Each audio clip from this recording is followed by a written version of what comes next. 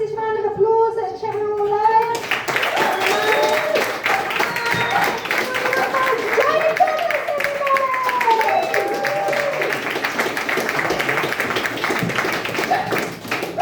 Hello, how you doing?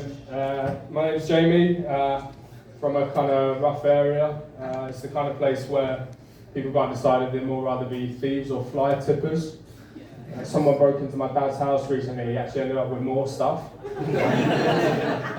I apologise if I'm a bit excited because this dog is really cute, and it did, I don't mean to brag, but it did just try and check my arm. So.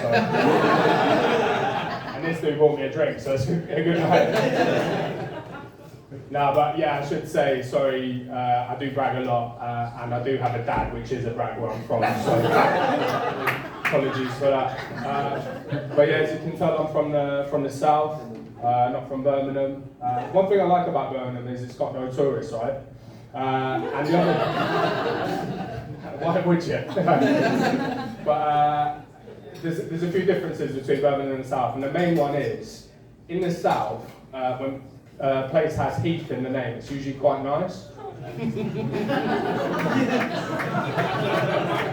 Anyone from Small Heath? Walsall Heath? Or if you're going far out enough, Cradley Heath. It's a beautiful area, I'll say that. No, I live in Harborne. Yeah, I know, right? Yeah, sorry guys. So I told you it's bragging. And yeah, so I live in Harborne, but I come from a working class area. My family think I'm kind of posh and stuck up now. And I was trying to work out why the other day while I was on the Camembert run to Waitrose. But no, like, I do try and stay true to my working class roots. So I've got all these middle class friends now, and one thing I use is football. And recently I went to the pub and they were asking us, me and my mate went, the middle class guy, they were asking us who we supported, and I said Newcastle because my family's from there. And my friend says he supports a local business.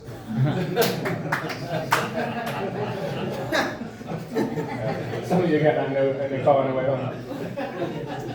But I realised, like, middle class people, working class people, we've got like different terms for stuff, right? So middle class people have overnight oats, but to poor people that's just a wet flapjack. And it works the other way as well, like working class person will say, like, I'm a boring dickhead with no hobbies, and a middle class person will say, I'm a foodie. No, different terms, they're both good, you know, it's all good. But yeah, one thing is, that was a late bloomer, that one, I like that. Yeah, you were cool, Tom, but I don't care what he says. That's actually not my name. Is it? No. Good, of course. Yeah, we'll move on, sorry. I'm not going to pick on you with that. But yeah, being in the middle class area is quite nice, but I kind of resent my family thinking I'm stuck up because I worked really hard throughout uni and stuff. So I always had a part-time job. I worked on the deli counter in Sainsbury's for 2 years. Now, do I look like I can be trusted around cheese and ham?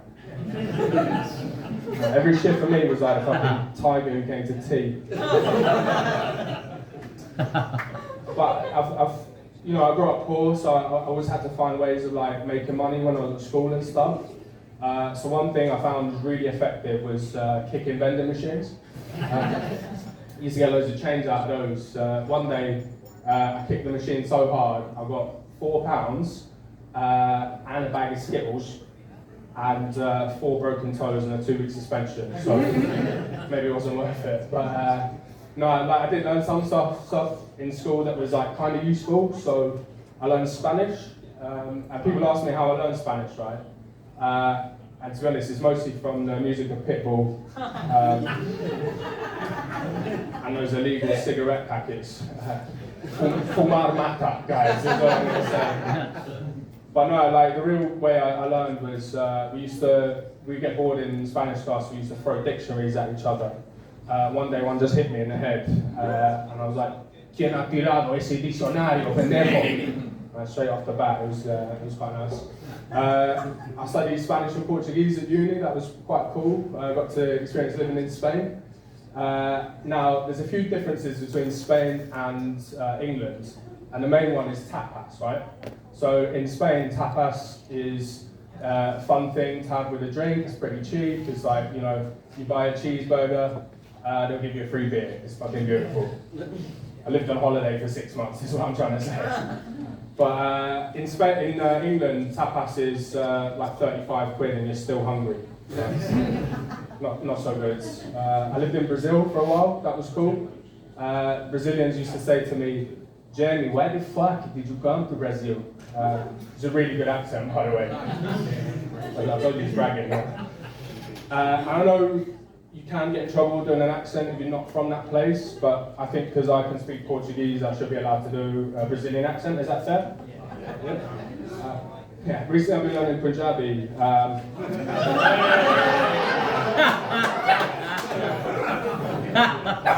It ain't that kind of gig, come on. I appreciate the people who said no and about it. I really fucked up the punchline. Cheers. Yeah, the dog liked it. It's good. But no, like I got to travel about a bit. Like I've learned all these new cultures and stuff. And I went to Greece as well, like Jimmy. And to be honest, I got to Athens and people were telling me it's a bit rough and you got to watch out. But they're not that hard there, to be honest. They're all like nerds, if I'm being perfectly frank. Because all their graffiti was written in maths. Pussies, bro. But yeah, I've learned like foreign cultures kind of have different attitudes to England, but you know we have different attitudes to them as well. So like French people can say anything, right? They'll be like, "Oh, your people are so ugly and your food is disgusting," and we're just like, "Oh my God, Pierre, it's so sophisticated." But Germans would be nothing but nice about England. Germans will say like, "Oh, yeah, I love to read Shakespeare. I go hiking in the Peak District. I love the comfort things you have." And we're like, "You Nazi bastards." My granddad used to say to me, if it wasn't for us, you'd be speaking German right now. And I'd say, aber ich kann sehr gut Deutsch sprechen, das ist kein Problem für mich. I'm paying this guy, you know. But yeah, Germans are cool. I will say this, I'm prejudiced in favour of Germany because I did find 2 or 3 German women willing to touch my body, right?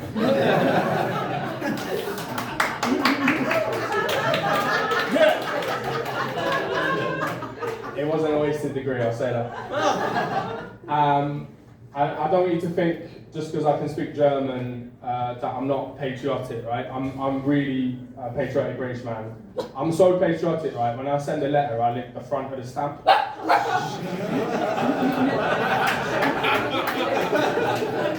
One for me, one for Charlie, you know what I'm saying?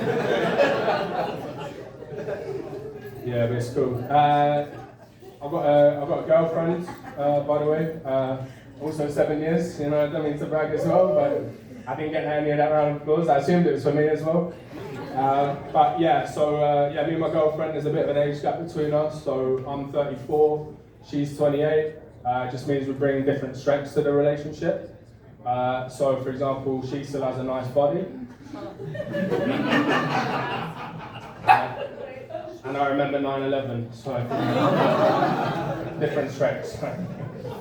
It's not the biggest age gap we know, so we know this girl called Florence, and she's 29 years old, and her boyfriend is 70 years old. Yeah, we call them Florence and a life support machine.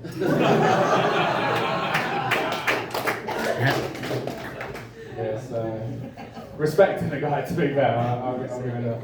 But yeah, like having a girlfriend's weird because you get to know more about women basically. And one thing that's really scary about women's lives is how aggressive women's exercise classes are. Like she signed up to a few on my phone, and yeah, the doggy's better than me, to be fair. Not yeah, that's cool. I'm going to soak him in a second myself, you know. No, I'm just waiting to go. Yeah, these women's exercise classes, it's all like, you know, body assault, like glute annihilation. My girlfriend went the other day for bums, tums and broken thumbs, which was disappointing. I went to the gym recently as well to lose some weight, and I tried to sign up for a personal trainer. The guy they brought out was chubbier than me, and I'm like, guys, I don't mean to be that guy, but any dangerous like personal trainer who's physically fit. My gym banned me for fat shaming, so yeah, sure did. Can you tell what's the new material and what's not? It's like a mystery. But yeah, having a girlfriend's cool because you get to do stuff like you wouldn't otherwise do. So recently, me and my girlfriend went to a Chihuahua owners meetup group. The only thing is we haven't got a Chihuahua. And they were really pissed off when I turned up with an XL bully, so he had a good time, you know. It was nice to feel tough. But yeah, it's cool having a girlfriend because you get to go to a lot more weddings as well. And weddings when you're my age is it's kind of the same thing. It's like the girl will be up there and saying like, "Oh, I can't believe I'm marrying my best friend," and I'm just there like, that ball bloke's your best friend. My best friend's a guy called Jimmy, and he gets pissed and throws chicken nuggets at people. And then he gets really pissed and tries to sleep with my girlfriend's best friend, who is not me, by the way.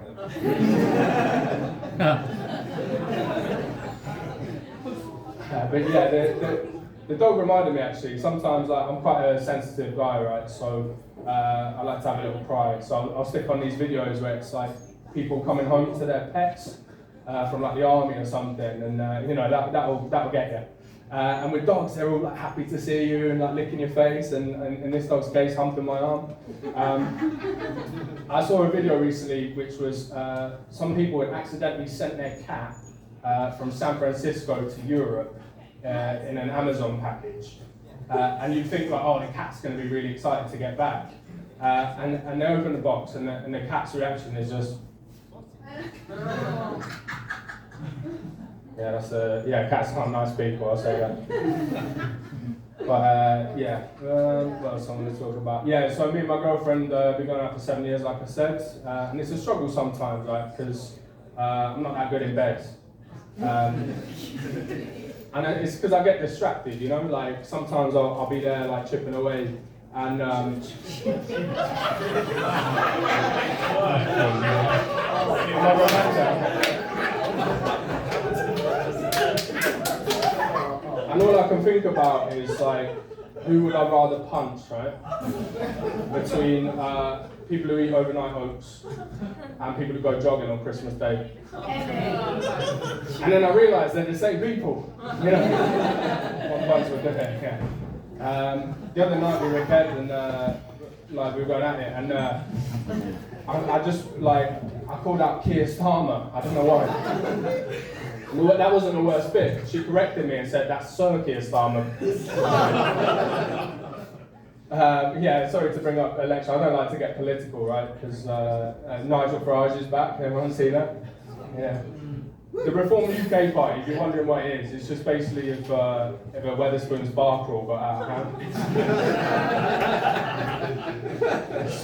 It's disappointing. And like, I've got friends who are builders and stuff as well, so like I get why some people, you know, illiterate, but I used to be a roofer and this scaffolding's freaking me out, so I'll just apologise for that. And if you're wondering what roofing is, it's just basically like building but up high. But yeah, I'll finish on this. I mentioned my friend Jimmy earlier, right? And he's a cool guy, and he's really smart, but he always does really dumb stuff, and no one believes me when I tell them that, right? And we went recently on a stag do to Dublin.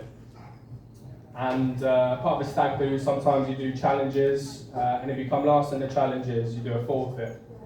And he came last, and his forfeit was he had to go into the nearest bin, and he had to eat 3 items of food that he found in this bin. Yeah, I agree, it's pretty grim.